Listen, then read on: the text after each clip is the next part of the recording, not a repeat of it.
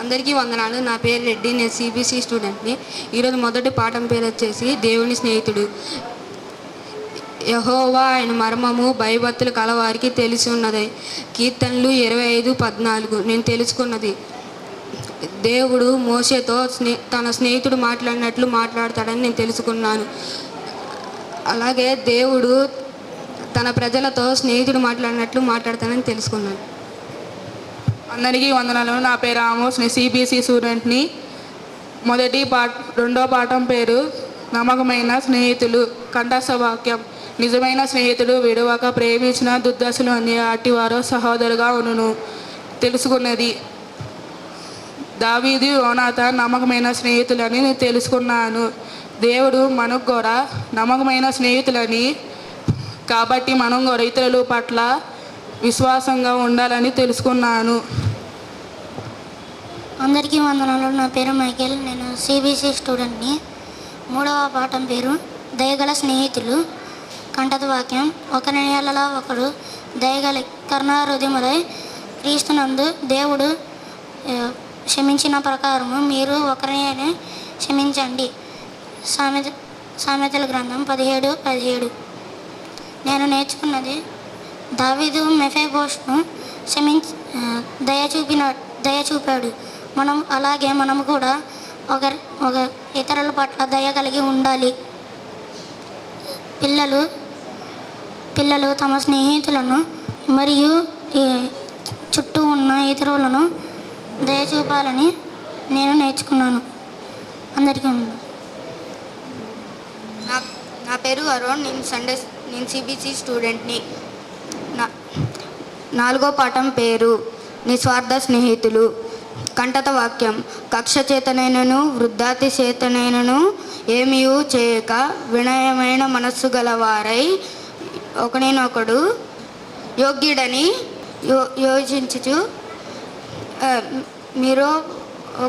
మీరు ప్రతి ఒక్కరూ క్షమించగలవారై మీ సొంత మార్గంలే గాక ఇతర కార్యములు కూడా చూడవలెను. ఫిలిప్పీయులకు రాసిన పత్రిక 2:3-4 నేర్చుకున్న విషయాలు.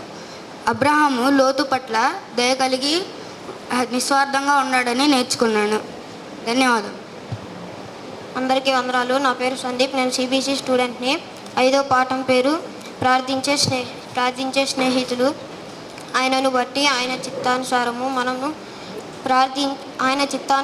మనము ప్రార్థించినవి మనము ఆయన ఆలకించినదియే. 1 యోహాను 5:14. 6వ పాఠం పేరు క్షమించే స్నేహితులు. ఒకరినొకడు క్షమించుడి, ప్రభువు మిమ్మును క్షమించు ప్రకారము మీరును క్షమించుడి. కొలస్సీలకు రాసిన పత్రిక 3:13. అందరికీ వందనాలు. నా పేరు అమూల్య. 7th lesson. పాఠం పేరు పట్టించుకునే స్నేహితుడు. కంఠస్థ వాక్యం. వారు పడిపోయెను, తన తోటి వారి స్నేహితుడు లేవనెత్తెను. అయితే ఒంటరిగాడు పడిపోయినను తనకు హానియే శ్రమయే కలిగెను, వారిని లేవనెత్తేవాడు లేకపోయెను. నేర్చుకున్న అంశాలు. యేసు ఒక పక్షవాయు రోగిని స్వస్థపరిచాడు, ఎందుకంటే ఆయన ప్రజల పట్ల శ్రద్ధ కలిగి ఉన్నాడు అని నేను తెలుసుకున్నాను. ప్రసంగి 4:10. అందరికీ వందనాలు. నా పేరు రీనా. 8వ పాఠం పేరు చిరకాల స్నేహితులు. కంఠత వాక్యము. నీ స్నేహితుడైనను నీ తండ్రి స్నేహితుడైనను విడిచిపెట్టుకుము. నీకు ఆపద కలిగిన దినమున నీ సహోదరుని ఇంటికి వెళ్ళకుము. దూరంలో ఉన్న నీ సహోదరుని కంటే దగ్గరలో ఉన్న పొరుగువాడే వాసి. సామెతల గ్రంథము 27:10. ఇందులో నేను తెలుసుకున్నది రూతు మరియు నయోమీల మధ్య ఉన్న నమ్మకం మరియు విశ్వాసము, ఇంకా దేవుడితో ఉన్న నమ్మకమైన సంబంధం గురించి తెలుసుకున్నాను.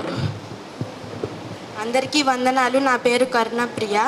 9వ రోజు పాఠం పేరు లోక స్నేహితులు.